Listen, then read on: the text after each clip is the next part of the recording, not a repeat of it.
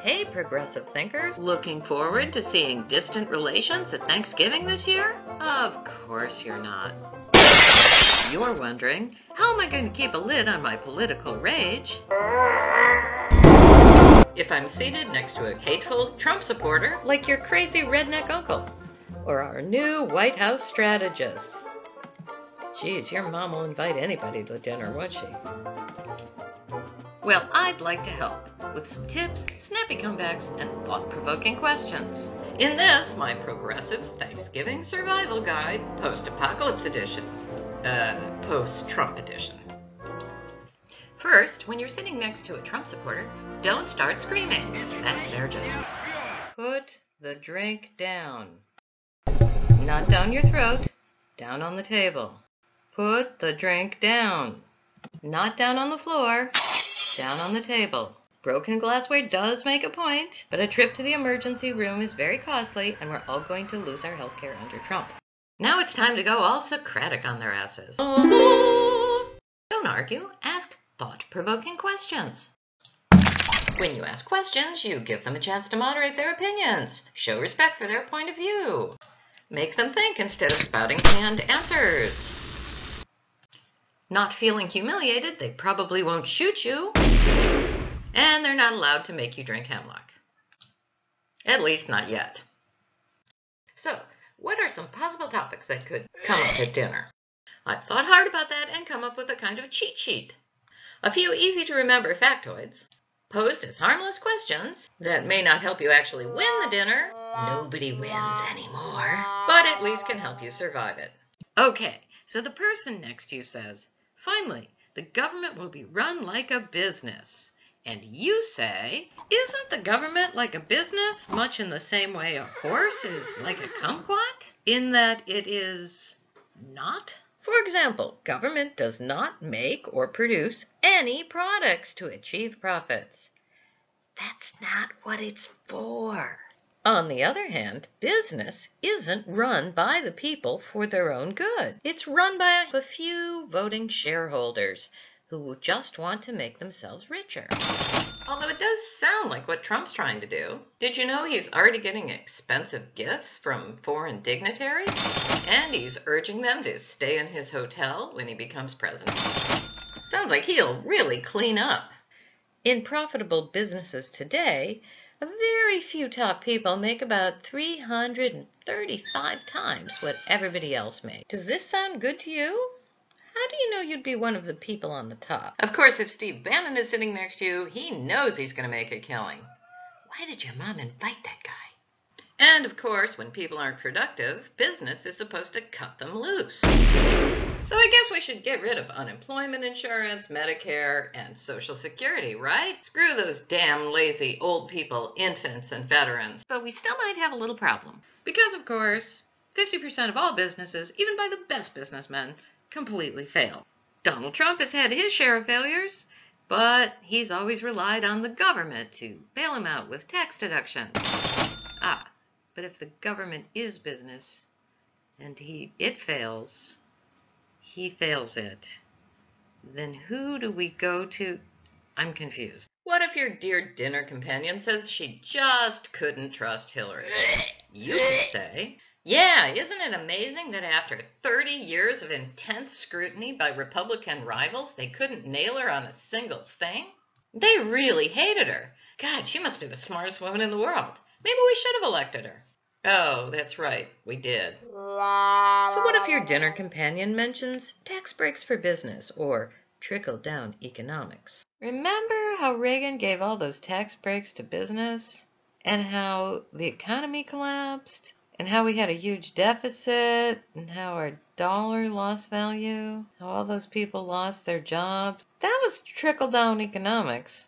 I don't know why I thought of that just now. Do you think we should look at Donald Trump's business policies to see if tax breaks worked? After all, he didn't pay taxes for 20 years. Of course, he also didn't pay his employees, started lots of overseas businesses, brought in illegal immigrants like all his models for his modeling agency, took huge risks, and failed a lot. Doesn't seem like a lot of those tax breaks trickled down to help anybody.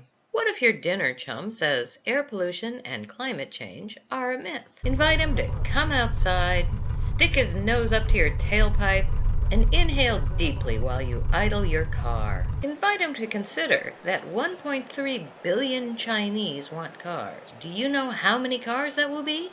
1.3 billion cars. Imagine all those toxic vapors wafting over to the USA, not to mention the factory pollution they're already making. Does this sound healthy? What about the jolly idea of banning or registering Muslims? Interesting thought.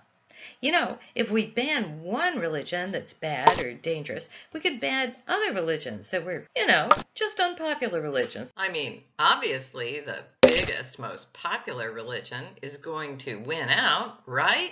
America's religion? Hint, hint. You know the strongest, fastest growing religion in America? Atheism. That's right. So you think when they gain the majority, they'll ban Christianity with all its hatred of other religions? Just kidding. Atheists don't believe in that.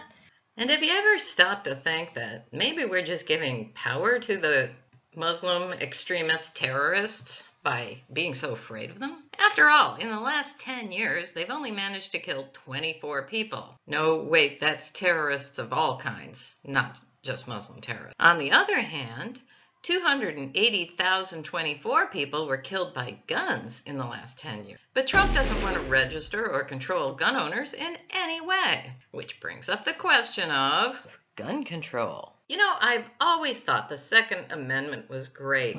How it asks for people to have a well-regulated militia because it's necessary for the security of a free state. What is your well-regulated militia called, please? Where do you meet? What kind of training do you do?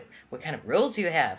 Can I visit? So what if the guy next to you wants to argue that evolution is just a theory? Well, you could say, evolution isn't even a theory. Natural selection is a theory, a well-proven theory, a theory you can actually observe under the microscope. Evolution is just a process. Yes, scientists actually watch natural selection occurring under the microscope as they monitor 2,000 generations of bacteria adapting and changing to stresses in their environment. Isn't that cool?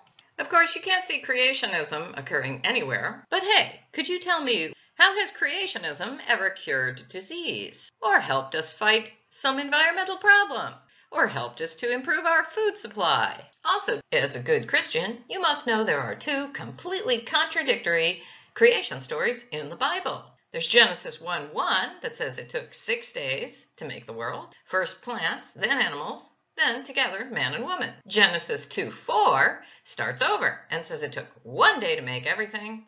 First man, then plants and animals, and finally woman. Which one of these complete and authentically true stories is complete and authentically BS? On the topic of the Old Testament, what if your dinner companion says that the Old Testament completely hated and reviled gay people and the act of being gay? Yeah, the Old Testament really outlawed gay people. It also outlawed cheeseburgers, burgers with milkshakes, bacon, and shrimp. They aren't kosher.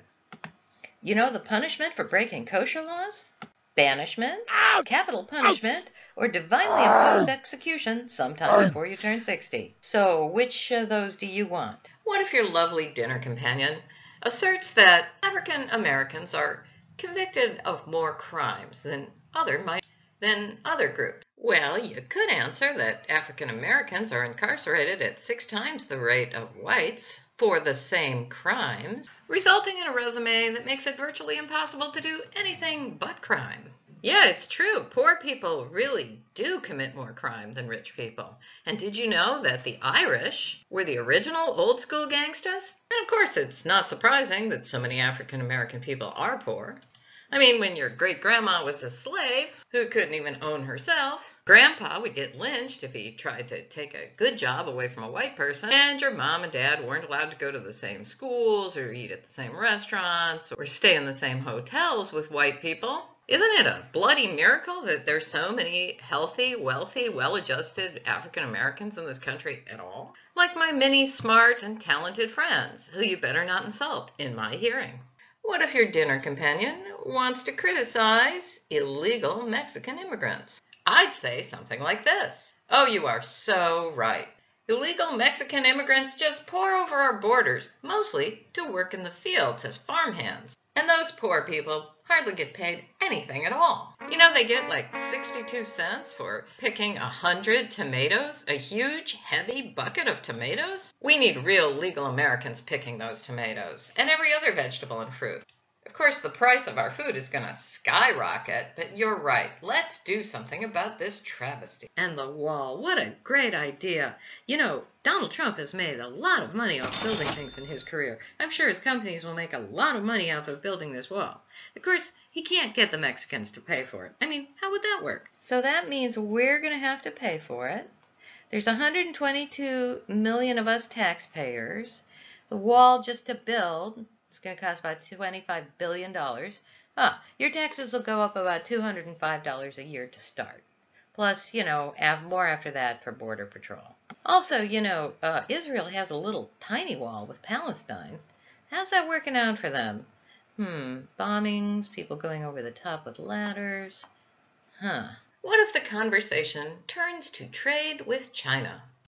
Why not cut it off immediately with no negotiation? Yes, our goods will all cost 50 to 100% more, but why should that stop us? Factories should come back to the United States. Of course, this probably won't mean employment opportunities because any sensible business is now using robotics to fulfill factory jobs.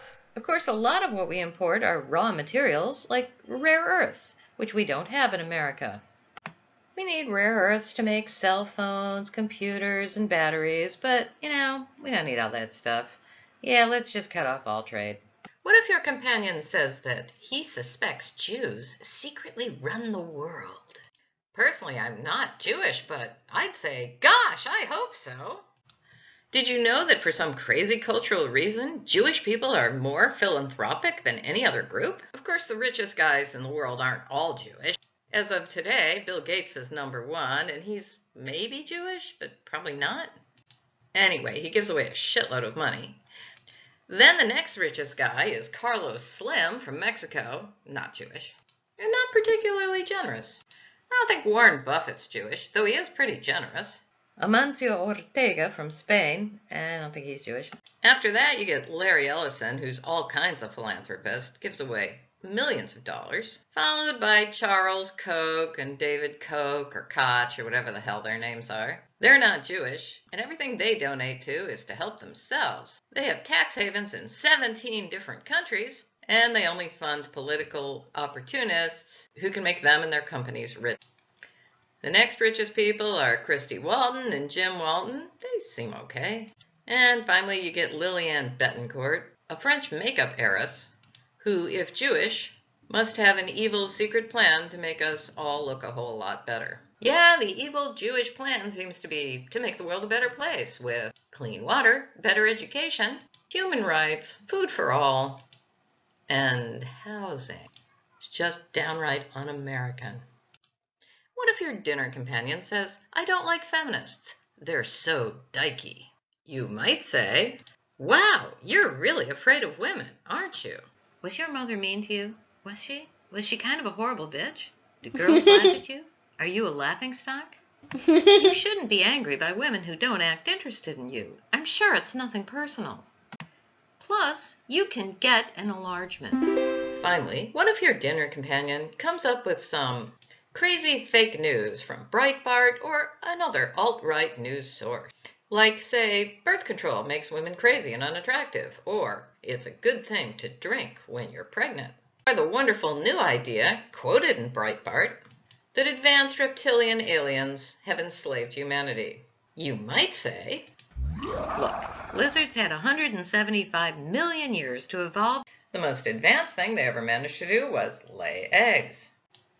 Aw, cute. Oh, frick it. Logic and reason are totally out the window. You may now start throwing glassware. I suggest you aim for the head, because there's clearly nothing up there to damage. Happy-ish Thanksgiving.